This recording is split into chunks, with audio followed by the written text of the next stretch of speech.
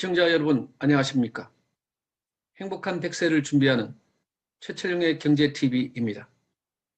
경제는 어렵지만 최철용의 경제TV는 시청자 여러분을 행복하게 만들어드리는 경제를 지향합니다. 2020년 10월 14일 수요일 자산시장 이슈 및 뉴스 읽어드리는 시간입니다. 먼저 부동산 소식입니다. 헤럴드 경제 전세 파동 수준인데 추가 대책, 뾰족한 답 없는 정부. 홍남기 경제부총리 겸 기획재정부 장관이 연일 전세 대책을 언급할 정도로 전세 시장의 수급난이 심상치 않습니다. 매물이 부족한 가운데 수요가 몰리면서 가격이 폭등하는 현상이 서울을 넘어 수도권 전역에 확대되는 양상입니다. 하지만 당장 가을 이사철이 다가온 데다 전세난이 저금리, 새 임대차법 등 해법 찾기가 쉽지 않다는 목소리가 곳곳에서 나오고 있습니다. 전세 시장의 불안은 이미 예고가 됐었습니다. 집주인이 저금리에 따라 전세보다는 반전세, 월세를 선호하거나 실거주 의무 강화로 직접 들어가 사는 경우가 늘어난 데다 청약, 학군 수요까지 가세하면서 매물 품귀 현상이 짙어졌다고 합니다. 여기에 지난 7월 말 전격 시행된 새 임대차법은 전셋값에 기름을 부은 격이 됐습니다. 세입자들이 계약갱신 청구권을 사용해 기존 집에 눌러 앉으면서 신규 매물은 더 귀해졌고 집주인은 4년간 전셋값을 높이지 못할 것을 고려해 보증금을 크게 올려받기 시작했었습니다. 다음 한국경제TV 문정부 3년 2030 내 집 마련 기간 4년 늘어. 문재인 정부 3년간 집값이 크게 오르며 2030 가구의 내 집 마련 기간이 4년가량 늘어났다고 합니다. 40대와 50대 가구에 비해 증가폭이 크게 나타나며 집값 상승으로 인한 타격이 청년층에서 가장 크게 나타나게 된 셈입니다. 국회 국토교통위원회에서 공개한 2016년, 2020년 가구주 연령대별 서울 아파트 PIR 자료에 따르면 39세 이하 가구의 소득으로 서울에 집을 마련하기 위해서는 15년의 기간이 걸리는 것으로 조사됐습니다. 여기서 PIR은 Price to Income Ratio, 연간 벌어들이는 소득을 모두 주택 매입에 사용했을 때 걸리는 기간을 말합니다. 이에 정부의 부동산 실정이 청년 가구의 내 집 마련 시기를 4년이나 늦췄다며 수십 차례의 주거 대책을 남발했지만 결과적으로는 미래 세대의 부담만 가중시키고 주거 사다리는 더 높아졌다라고 말하고 있습니다. 따라서 현 정부의 주거 대책 자체를 원점에서부터 재검토해야 한다고 강조하고 있습니다. 주식 뉴스를 보겠습니다. 파이낸셜 뉴스. 직장인 10명 중 7명 올해 주식 투자. 우리나라 직장인 10명 중 7명은 동학개미인 것으로 조사됐습니다. 신조어인 동학개미는 코로나19 사태로 주가가 급락하자 주식을 적극적으로 매수하는 개인 투자자들을 뜻하고 있습니다. 14일 구인 구직 매칭 플랫폼 사람인이 직장인 1,535명을 대상으로 주식 투자 열풍에 대해 조사한 결과 67.2%가 올해 주식 투자에 경험이 있다고 답했습니다. 이들 중 절반에 가까운 응답자는 주식을 시작한 지 6개월이 채 안 된 것으로 나타났습니다. 주식에 투자한 금액은 500만 원 미만이 가장 많았습니다. 1억 원 이상 투자했다는 응답자는 4.5%였습니다. 주식 투자 이유 1위는 자산을 불릴 수 있는 몇 안 되는 기회인 것 같아서가 꼽혔습니다. 다음 조선일보. 살 주식은 많고 팔 주식은 없다. 증권사 리포트만 보면 우리나라 증권사 셋 중 둘은 3년 동안 매도 의견이 담긴 애널리스트 리포트를 단 한 건도 내지 않은 것으로 나타났습니다. 윤석헌 금융감독원장은 불만스럽다고 했습니다. 13일 국회 정무위원회 국정감사에 따르면 최근 3년간 국내 증권사들이 낸 리포트 7만 8천여 건 가운데 매도 의견이 담긴 리포트는 55건에 불과했다고 합니다. 증권사가 쓴 리포트 99.3%는 이 주식을 사라, 보유하라 라는 내용이며 이 주식을 팔라는 의견은 0.07%에 불과하다는 것입니다. 국내 증권사 67%는 3년 내내 매도 의견 리포트는 단 한 건도 내지 않았다면서 이런 회사는 증권사로서 제 역할을 하고 있다고 보기 어렵다고 말했습니다.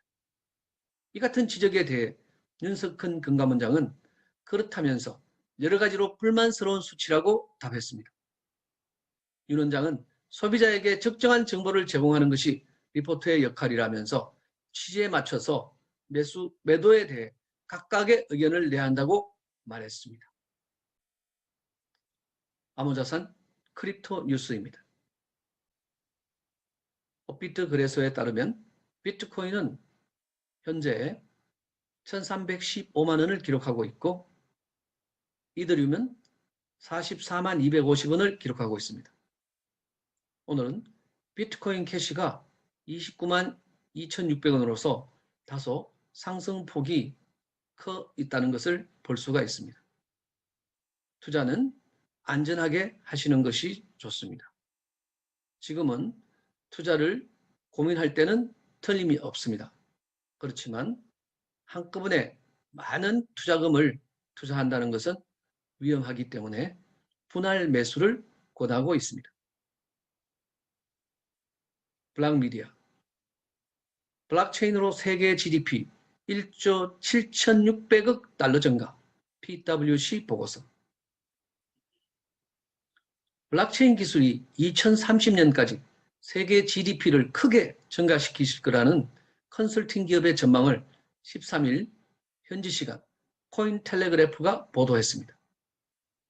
영국 런던에 본사를 둔 다국적 회계 컨설팅 기업 프라이스워터하우스쿠퍼스의 최근 보고서는 광범위한 사용 사례를 통해 블록체인 기술이 향후 10년 안에 세계 국내 총생산 GDP 1조 7,600억 달러를 증가시킬 것으로 예상했습니다.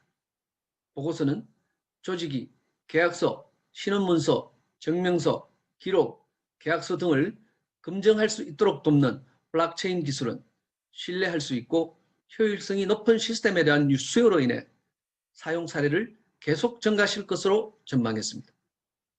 PwC 연구팀은 의료, 공공서비스, 제조, 금융, 소매, 물류 등 다양한 산업 전반에 걸친 블록체인의 잠재력을 평가하면서 이들 업종의 대다수가 2025년까지 블록체인 기술을 활용할 것으로 기대한다고 밝혔습니다.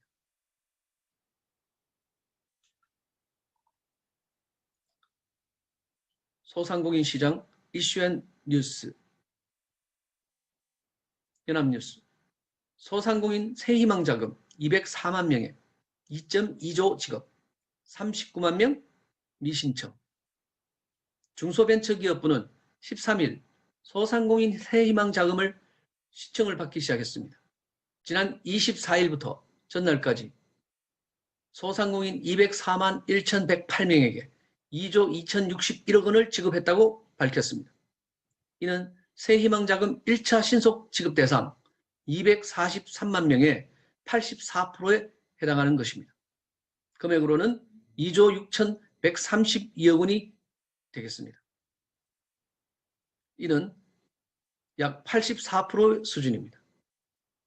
중기부는 미신청자 39만 명에게는 오는 16일부터 우편을 발송해 지원 사항을 다시 안내할 계획입니다.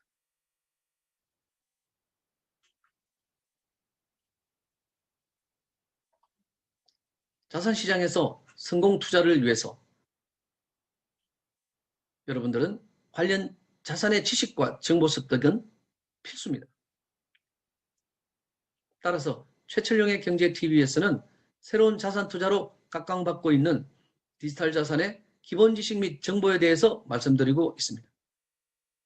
오늘은 비트코인에 대한 일화, 비트코인을 만든 사토시 나카모토에 대해 이야기해 보겠습니다. 투자는 투자자 본인의 책임하에 하는 것이며 본 소개는 매수 의견이 아님을 밝혀드립니다. 사토시 나카모토는 2008년 그의 저술인 논문 비트코인, 개인과 개인의 전자화폐 시스템으로 비트코인이 무엇인지, 어떻게 작동하는지, 설계 철학이 무엇인지에 대해서 설명하였습니다. 그러나 아직도 사토시가 누구인지 미스터리입니다. 사토시의 실체를 밝히기 위해 수많은 시도가 있었지만 여전히 진짜 신분은 알려지지 않고 있습니다.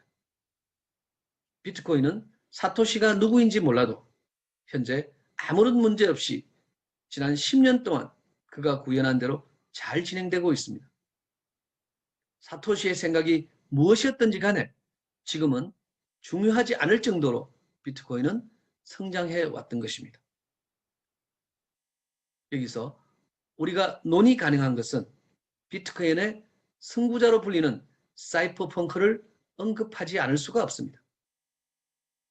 사이퍼펑크는 하나의 운동으로 볼 수 있습니다. 자유주의를 표방하여 온라인의 프라이버시를 위한 암호를 사용하는 그러한 분들, 자신들과 자신들의 이익보다는 효과적으로 정부로부터 보호받으려 했던 그러한 운동을 했던 사이퍼펑크죠. 특히 이들은 온라인에서의 돈을 처리하는 방법을 연구하였는데 현금처럼 익명성을 가지면서 사이버에서 디지털로 만들어지는 화폐를 구현하는 노력을 계속한 것은 결국 사토시가 비트코인으로 결실을 만들어내었다. 이렇게 보는 견해가 많습니다. 따라서 사토시가 비트코인을 발표하기 전부터 많은 연구자들에 의해 진행되어 왔었다는 얘기입니다. 이들을 선구자라고 부르는데 다음 영상에서는 이들 선구자들에 대해서 한번 알아보는 시간을 갖겠습니다. 오늘도 끝까지 영상을 시청해 주신 데 대해서 대단히 감사를 드립니다. 최철룡의 경제TV 여기서 마치겠습니다. 건강한 하루 되시고 감사합니다.